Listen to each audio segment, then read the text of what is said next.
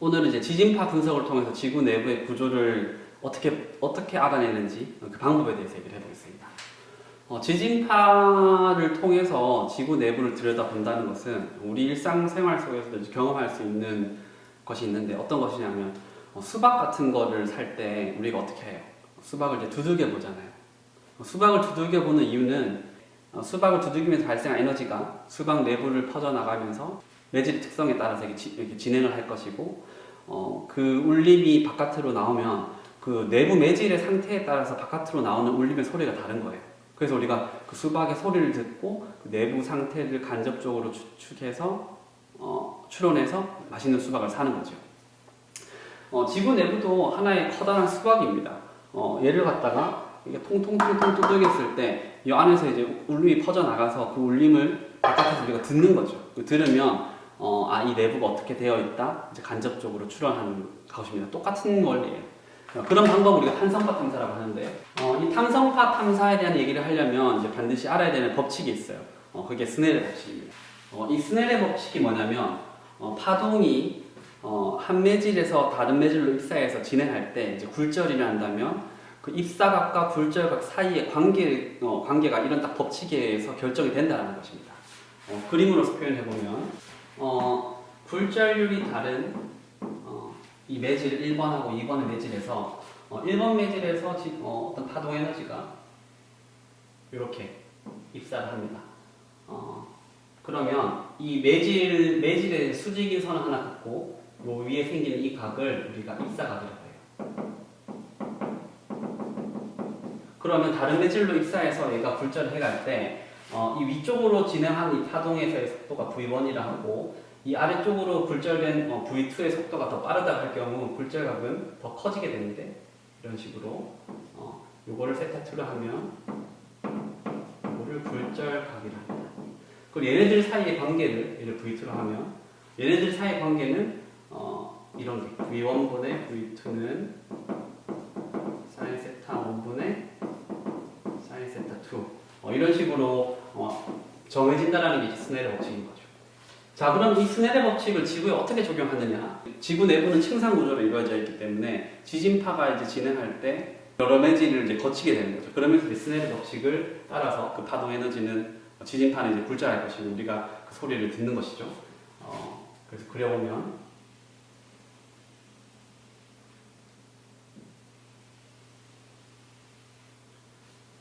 지진이 여기서 발생했다고 하면 지진파는 이렇게 진행해서 이런 곳에 도달할 수 있을 겁니다.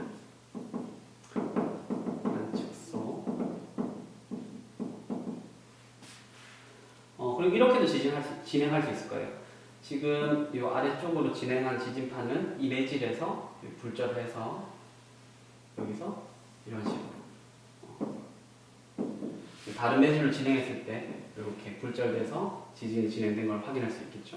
관측소에서는 이 지구 내부를 통과해서 나오는 여러 가지 지진파의 정보를 이렇게 수집하는 것이죠. 우리는 사실 지구 내부가 여러 개의 층상으로 되어 있지만 제일 모델을 단순화해서 수평으로 된 단일층의 면을 한번 가정해서 그림을 그려볼게요. 이 위층보다 아래층의 지진파가 진행할 속도가 빠르다고 이렇게 얘기를 하겠습니다. 첫 번째 이제 우리가 관측을 할 수 있는 제일 단순한 모델의 지진파는 직접파입니다.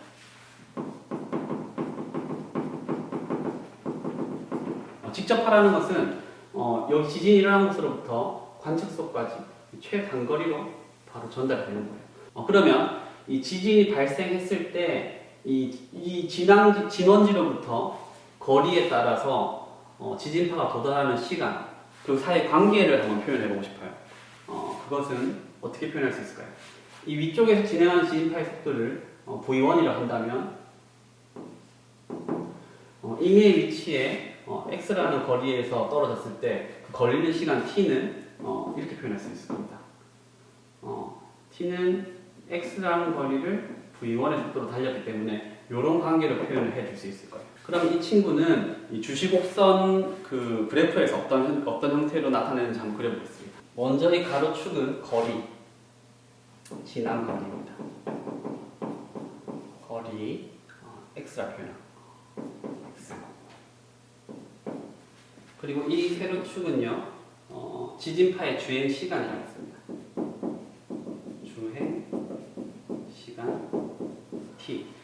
그러면 이 직접파의 주시곡선은 여기서 어떻게 그림이 그려질까요? t하고 x 사이의 관계가 이 v1이랑 v1분의 1이랑 기울기로 되어 있기 때문에 출발해서 이 v1분의 1이랑 기울기를 가진 형태의 이런 식으로 그림이 그려질 거예요. 이게 직접파입니다. 기울기 값이 얼마가 될까요? 이거는 v1분의 1이 되겠죠. 자, 두 번째는 어떤 파가 있냐면 임계굴절파라는 것이 있어요. 이 임계굴절파라는 것이 뭐냐면 지진파가 진행을 할 때 뭐 사방으로 진행할 텐데 그 중에 특이한 경우가 이렇게 아래층으로 진행을 한 이 지진파가 아래층 매질에서 이제 굴절을 할 경우 그 굴절각이 90도가 되는 경우입니다. 그렇게 특별하게 90도를 굴절각 90도로 만드는 각을 우리가 요 X각을 세타C를 임계각이라고 불러요. 그러면 이 90도로 이제 굴절한 지진파는 이 2번 매질이 제일 위층을 진행할 것이고 진행을 하면서 위쪽으로 지진파 신호를 계속 올려줄 거예요. 올려주면서 지진파가 이쪽으로 전달이 됩니다. 나올 때도 임계각으로 나오겠죠. 그러면 이 임계굴절파의 주시곡선 방정식은 어떻게 될까? 한번 생각해 보면 먼저 2층의 두께를 우리가 h라고 얘기해 봅시다. h를 하고 이 아래층으로 진행하는 지진파의 속도를 v2라고 얘기해 봅시다. 2층은 v1, v2로 얘기했을 때 이 임계굴절파가 진행을 해서 이 관측소에 도달한 시간 t는 어떻게 표현할 수 있냐면 이 주행한 경로로 지진파가 달려가는 그 시간들을 다 더하면 되잖아요. 그렇죠? 그렇기 때문에 얘를 L1이라 해보고 얘를 L2라 해보고 지금 이 거리, 이걸 L2, 이 거리를 L3라 해보겠습니다. 그러면 임계굴절파의 어떤 총 시간은 이 L1이라는 거리를 V1의 속도로 달려갔기 때문에 V1분의 L1으로 표현할 수 있고 이 L2라는 거리는 V2로 달려갔기 때문에 V2분의 L2를 쓸 수 있습니다. 그리고 이 L3라는 거리는 V1의 속도로 갔는데 이 L3는 L1과 똑같은 그 거리이기 때문에 여기에 2를 붙여줄게요. 그러면 주시곡선 방정식을 이렇게 완성할 수 있죠. 그럼 이 L1하고 L2는 어떤 식으로 표현되는지를 조금 더 생각해보면 지금 얘가 이렇게 선을 그었을 때 요 L1은 이 두께 H에 대해서 이렇게 요것도 H이기 때문에 이 세타 C가 코사인 관계에 있다는 걸 알 수가 있어요. 적어보면 코사인 세타 C는 L1분의 H가 되겠죠. L1분의 H가 되고 결과적으로 이 L1이라는 표현은 L1은 코사인 세타 C분의 H가 될 것입니다. 자, 그래서 L1에는 저걸 넣어주면 되겠고 L2는 어떻게 되냐면 이 전체 이까지 거리가 X가 있을 때 이 X라는 거리에서 이만큼을 빼준 거리가 L2가 되잖아요. 그렇죠? 이 전체 거리에서 이만큼을 빼준 게 L2가 되기 때문에 이 거리에 대한 표현은 임계각 세타 C에 대해서 탄젠트로 표현할 수 있겠죠? 여기를 D로 해볼까요? 그러면 탄젠트 세타 C는 H분의 D가 됩니다. H분의 D가 되고 D는 H 탄젠트 세타 C가 되겠죠? 그러면 이 D 거리 두 개만큼을 총거리 X에서 빼준 게 L2가 됩니다. 적어보면 이 친구는 V1분의 코사인 세타 C를 곱해준 것을 2H 해주고 플러스 얘는 전체 거리에서 마이너스 2H 탄젠트 세타 C를 해주겠죠. 얘는 V2입니다. 자, 얘를 정리를 좀 해볼게요. 그러면 V2분의 X 얘를 앞으로 빼줄게요. V2분의 X를 빼주고 플러스 V1분의 코사인 세타 C분의 2H 마이너스 V2분의 2H 탄젠트 세타 C인데 얘는 코사인분의 사인으로 표현할 수 있으니까 코사인 세타 C분의 사인 세타 C로 표현하겠습니다. 그리고 이 V1 곱하기 코사인 세타 C분의 2H 이걸로 이 뒤를 묶어줄게요. 묶어주게 되면 V2분의 X는 플러스 V1 코사인 세타 C 2H에 1 마이너스 2H하고 코사인 세타 C는 빠졌는데 V1이 없는데 V1을 빼냈기 때문에 V1을 하나 곱해주고 V2분의 사인 세타 C 이런 관계가 있어요. 임기굴절파 이 세타 C는 스넬 법칙에 의해서 이런 관계가 있습니다. 요 진행 속도가 V1이라 했고 V2라 했기 때문에 V1분의 V2는 사인 세타 C로 입사각에 이 밑에 불절각으로 사인 세타가 들어가야 되는데 이 불절각은 이게 90도이기 때문에 1이 되겠죠. 그래서 V2분의 V1은 사인 세타 C라는 관계가 있기 때문에 여기서 V2분의 V1은 사인 세타 C입니다. 그러면은 이 사인 세타 C하고 사인 세타 C를 곱했으니까 1 다시 적어볼게요. 적으면 V2분의 X 플러스 V1분의 코사인 세타 C의 2H의 1 마이너스 사인 제곱 세타 C 이렇게 되죠. 1 마이너스 사인 제곱 세타 C는 이게 코사인 제곱 세타 C가 되기 때문에 얘를 코사인 제곱 세타 C고 코사인 세타 C가 있기 때문에 결과적으로 얘는 이 친구는 이렇게 적을 수 있어요. 적어주면 V2분의 X는 플러스 V1분의 2H 코사인 세타 C. 그래서 첫 번째 형태는 이 형태를 기억을 해 두십시오. 이 형태에서 하나 변형된 형태를 또 볼게요. 지금 얘를 다시 이꼴해서 V2분의 X 플러스 V1분의 2H의 이 코사인 세타 C는 이렇게도 표현할 수 있겠죠? 루트의 1 마이너스 사인 제곱 세타 C 이렇게 표현해 보겠습니다. 1 마이너스 사인 제곱 세타 C는 이 아까 여기 얘기했듯이 이 관계에 의해서 V2분의 X 플러스 V1분의 2H의 루트 1 마이너스 V2분의 V1의 전체 제곱으로 표현할 수 있을 거예요. 자 그러면 이 1을 V2분의 V2의 제곱으로 표현할 수 있겠죠?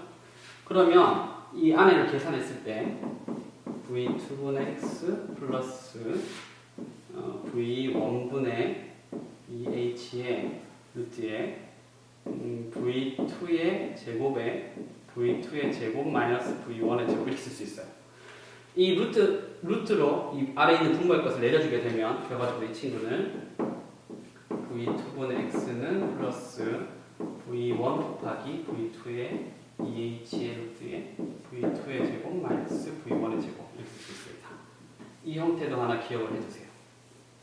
그러면 이 친구들이 이 주시곡선상에서 임계골절파가 주시곡선상에서 어떻게 표현되는지 살펴보겠습니다.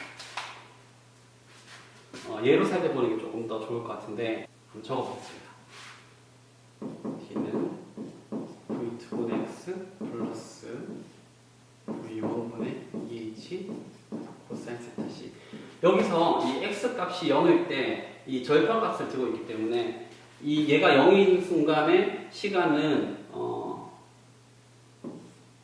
V1분의 2H 코사인 세타 C라는 어떤 값을 가지게 되죠. 여기가 출발점입니다. 그리고 이 절편 값에 대해서 V2분의 1이랑 기울기로서 1차 방정식선으로 이렇게 그렇게 되면 이 V2분의 1이라는 것은 V1분의 1보다는 기울기가 완만해요. 왜냐하면 여기서 V1보다 V2 값이 더 빠르다 얘기했기 때문에 그래서 이 기울기보다 변화량이 덜하게 이렇게 완만하게 되면 얘는 이렇게 진행할 겁니다. 이게 임계골절파예요.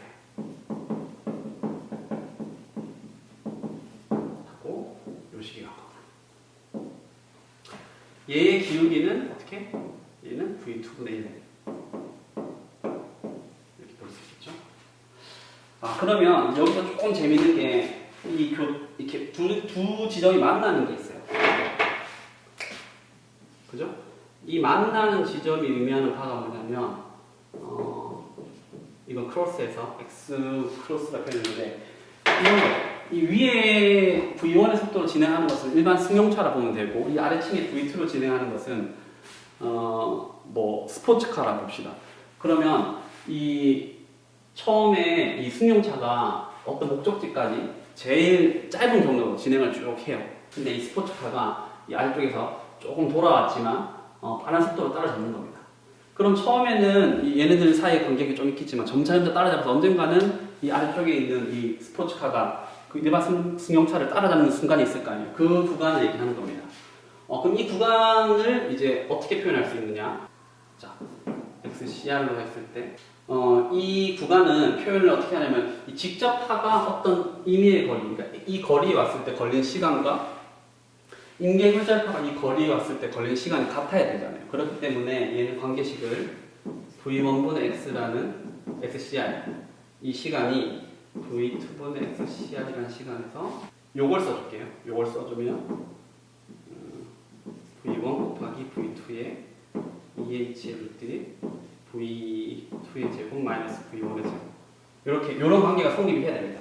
XCR을 다 넘겨주게 되면 XCR은 V2분의 1도 넘어가서 얘는 V1 곱하기 V2의 V2 마이너스 V1 이렇게 적어지고, 자, 오른쪽 항은 V1 곱하기 V2의 EH의 루트 V2의 제곱 마이너스 V1의 제곱을 쓸 수 있겠죠? 그럼 얘 날아가고, 얘가 이제 넘어가면 XCR은 V2분의 1 마이너스 V1 곱하기 EH의 루트에 V2의 제곱 마이너스 V1의 제곱인데, 얘는 V2 마이너스 V1 곱하기 V2 플러스 V1 이렇게 적을 수 있겠죠?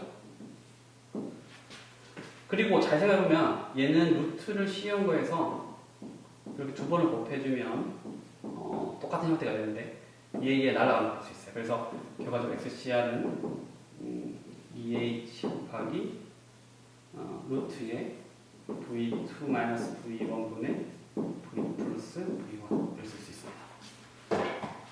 그래서 우리는 지금 이 교차거리, 이거 교차거리를 하는데, 교차거리를 어떻게 표현하는지까지 알아봤어요. 자, 그리고 하나 더 알아봐야 되는 게, 이 사실 임계굴절파는 이 시작점부터 이렇게 직선으로 표현했지만 최초에 도달할 수 없는 구간이 있는 거죠.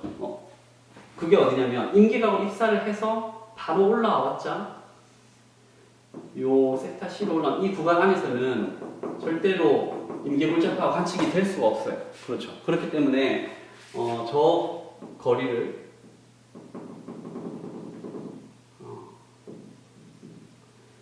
XC를 하고 이걸 임계거리를 합니다. 근데 임계거리는 표현이 단순해요. 왜냐하면 우리가 이 사이의 거리를 아까 D를 H 탄젠트 세타 C로 이렇게 구했잖아요. 그렇기 때문에 임계거리는 표현하면 바로 EH 탄젠트 세타 C가 되겠죠. XC는 이렇게 탄젠트 C 이렇게 표현할 수 있을 겁니다. 그래서 이 앞에 있는 임계거리는 실제 존재하지 않으니까 파선으로 표현해 주는 게 일반적입니다. 이렇게 해주고, 자, 여기까지 하고 뭐 이렇게 잠시 멈춰두고 필기를 하십시오. 필기하시고 하나 더 하겠습니다. 지울게요.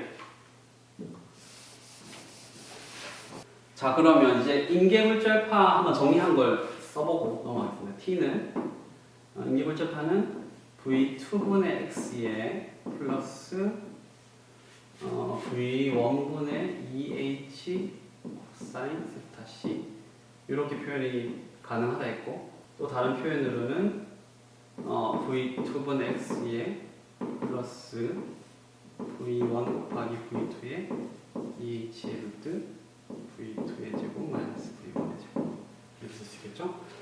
그리고 우리가 하나 더 알아봤던 게 빨간색 적을게요. XC 임계거리. 임계거리는 EH 탄젠트 세타 C, 교차거리 XCR은 교차거리는 EH의 루트 V2 마이너스 V1분의 V2 플러스 V1 이렇게 쓸 수 있다 까지 했습니다. 하나만 더 알아보면 이제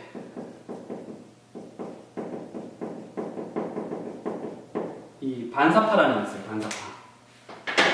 반사파는 뭐냐면 이 파동이 다른 매질로 입사할 때 굴절도 하지만 그 매질이 다른 경계층을 입사하는 순간 반사도 합니다. 그래서 입사한 각 그대로 튕겨 나오는 걸 우리가 반사라 얘기를 하는데 그 반사파도 엄연히 존재를 해요.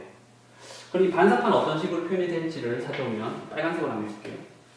여기서 출발했을 때 파동 에너지가 사방으로 퍼져나가는데 바로 수직으로 내려갔다가 이 매질 경계에서 또 튕겨져 올라오는 이런 반사파 존재할 겁니다.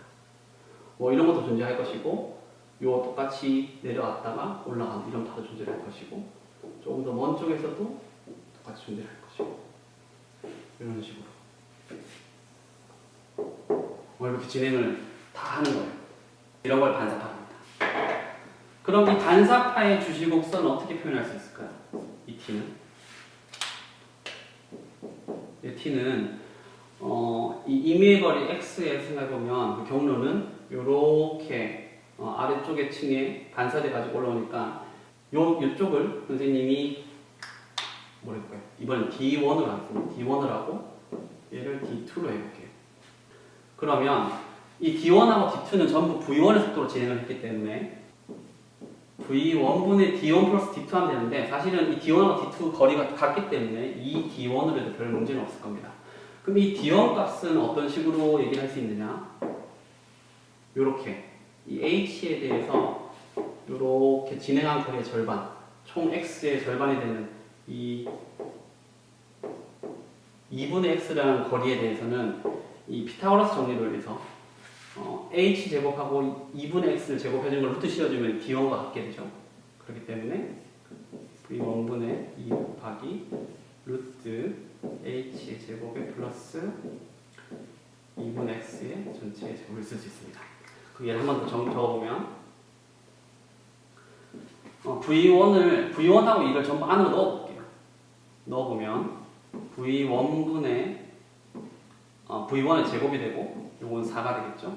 H 제곱이 되고 플러스 이거 4가 이 안쪽에 있는 이 2가 안쪽에 있는 이 2와 제곱이니까 사라져서 V1 제곱분의 X 제곱을 쓸 수 있어요. 그걸 한 번 더 적어보면 지금 이 친구는 전부 제곱으로 해서 표현하면 루트 V1분의 2H 전체 제곱에 플러스 V1의 X의 전체 제곱 이렇게 표현할 수 있겠죠.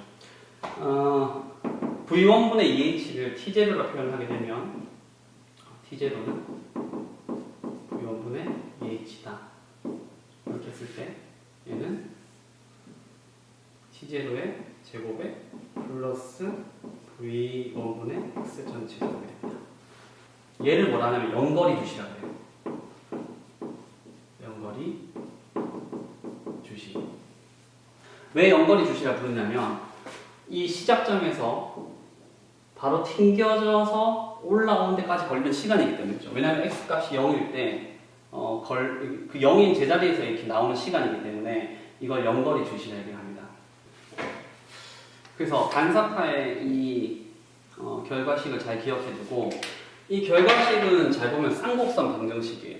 때문에 얘가 여기서 어떤 식으로 표현될지를 잘 보면 지금 x가 0인 제자리에서 걸리는 시간 v1분의 2h는 여기서 이 주시곡선상에서 어디 표현이 되냐면 이 v1분의 2h 코사인 세타 c보다는 값이 커야 돼요. 그렇죠?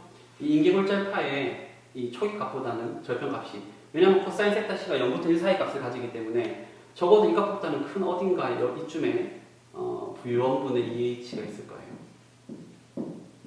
그렇게 생각할 수가 있고 또 하나 생각할 수 있는 것은 이 인계거리 아까 인계골절파에서 인계거리라는 이 XC라는 거리에는 사실 반사파와 똑같은 형태잖아요. 때문에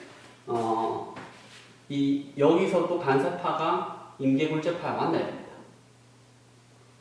이렇게 만나겠죠? 만나고 이 X값이 계속 커지면 커질수록 어떻게 되겠어요?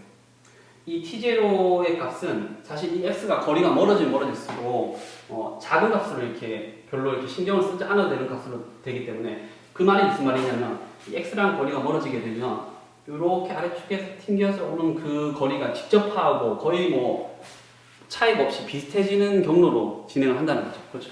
이게 멀어지면 멀어질수록. 때문에 얘는 이제 시간이 지나가고 x 값이 커지면 커질수록 직접파의 식과 똑같아지잖아요. 그렇죠? 그렇기 때문에 얘는 직접파의 점근선 형태. 이렇게. 다 가게 될 겁니다. 이게 반사파예요. 그래서 오늘은 이 지구 내부를 탐사하는 방법, 탄성파 탐사로 이렇게 지구 내부를 들여본다 했는데 탄성파 탐사를 하기 위해서 알아야 되는 스네일 법칙을 알아봤고 임계골자파와 직접파, 이 단위 수평물 모델을 가정해서 이 직접파와 임계골자파, 이 반사파의 주시곡선 방정식들을 유도해봤고요. 이 주시곡선 방정식들에서 이 그래프상이 어떻게 표현이 되는지를 알아봤습니다. 자, 내용이 좀 많았는데 이 영상은 좀 길 것 같아요. 근데 부족한 부분을 돌려보면서 내용을 잘 숙지하시고 여기를 잘 해야지 이 다음 또 내용을 또 이어나갈 수 있거든요. 열심히 하시길 바라겠습니다.